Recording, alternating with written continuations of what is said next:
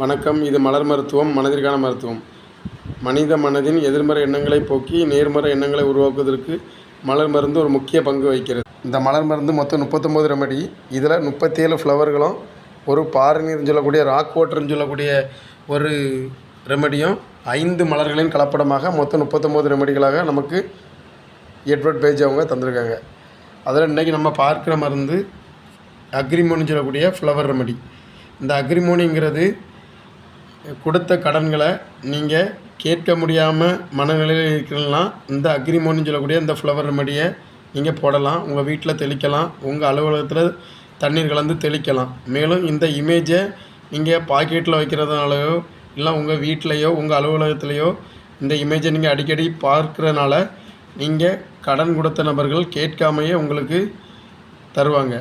கேட்காமனா அந்த கேட்க முடியாத அளவில் நீங்கள் உங்கள் மன அழுத்தத்தில் இருந்தவங்களுக்கு தான் இது வேலை செய்யும். புரிஞ்சுக்கிடுங்க. நன்றி, வணக்கம்.